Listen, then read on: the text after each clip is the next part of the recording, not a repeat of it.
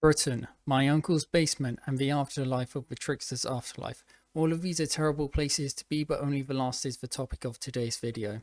Anything that has a nervous system appears in the Trickster's afterlife when it dies. Good people, bad people, animals, and even the French.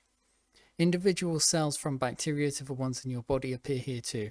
However, they don't matter because watch until the end of the video or I'll use my newest pipe bomb to paint a wall with your filthy blood. Once you're in this abominable hellhole, your every injury, disease and permanent effects past ones had on you will up like my wife whenever I take my schizo pills and disappear. Any lost limbs you had are back, scars are gone, and oh look, you were dead for mere seconds and everyone's already celebrating. Cancers and tumours are actually treated as their own creatures and so will still appear, just not attached to you. This is excellent news, as the fact that you are yourself a tumour who sucks up precious oxygen while giving nothing in return might create a paradox that results in your non-existence. Other than this, it's essentially the same as if you'd been transported to another world rather than died. Before anyone traumatized by Chinese cartoons into hating the concept of a character being from a different world to the one they live in, it's got more in common with Chainsaw Man, Berserk and Attack on Titan than the Chinese cartoons you're thinking of. So anyway, reproduction is the same, your odds of ever doing it being just as non-existent now as they were before you die. Most of the people and animals in the afterlife were actually born here, being descended from those who appeared here after dying rather than appearing here after dying themselves. Death is also the same as always, complete with the fact that you should, rather than just appearing in the afterlife if you die a second time. It's unknown what the afterlife of the afterlife is, with theories ranging from nothingness to there being an afterlife, or the afterlife that might itself have an afterlife, to the afterlife just being an in-between stage between death and arriving at whatever your religion tells you happens after death. A lot of the people within the afterlife are unaware that they're in an afterlife and so just believe regular religious things. Aging is the same as always, although odds are you won't live long enough to experience it. People who died of old age in their first lives will often take a surprising amount of time to die their second time,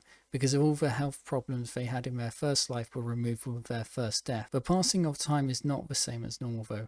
Time passes 36.5 times faster in the afterlife. This is actually wonderful since it means I only need to outlive you by 3 years for it to become a guarantee that we'll never meet in the afterlife. It also means that things can be massively different for two people who die in the same place but at different times, such as someone from 1980 finding a village that by 1990 is a sprawling city with centuries of history. Magic exists, but before the people I promised that this wasn't like the Chinese cartoons, that still stands. Stay with me baby, I know you got the willpower hun. Also die in a hole. I'll make a video on how the magic works, but to give you an idea, here's a look at the Trickster. Trickster make magic in their bodies from what they eat and use that magic to turn their cells into crystal, which makes both punching and being punched by them extremely painful. They can also move that magic energy to their skin and grow crystal from it, usually growing spikes so that punching and being punched by them is even more painful. I like my science fiction and fantasy like meth and alcohol mixed together. Evolution still happens. In fact, most species within the Trickster's afterlife are completely different to the ancestor species from Earth that they're descended from. This includes humans being more varied and even having other species that have branched off from them. If you've seen my video on the Hami, those humans are a new ethnicity but not a new species. The new species are far, far wackier. Almost as wacky as your plain disgusting excuse for a face. To create or use magic, you need cells or organs that are specialized for it. And because of that, magic abilities are usually something you're born with because of your genetics, like your skin or eye color. And unless you're a mutant, this means abilities are hereditary. Since magic doesn't exist outside of the afterlife, nothing outside of the afterlife evolved to have magic abilities, which is why everything with magic abilities in the afterlife was either born there or somehow modified after it arrived. Getting modified to have magic abilities is usually either impossible or comes with a major catch.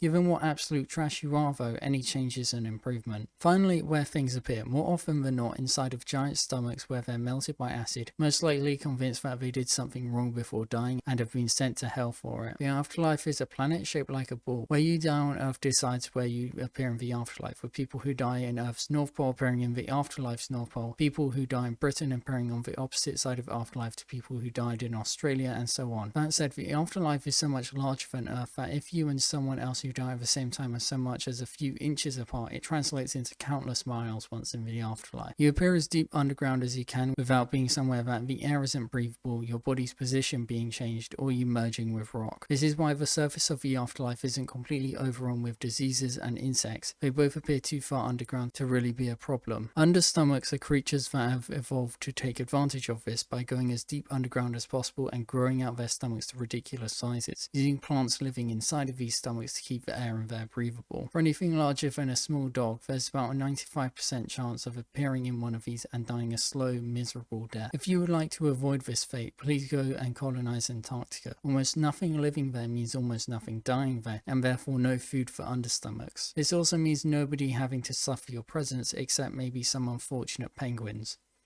Now that everything about the Trickster's afterlife has been explained, the video is over. Like, subscribe, comment a reason to get rid of the French, and have an awful day, you pathetic filth.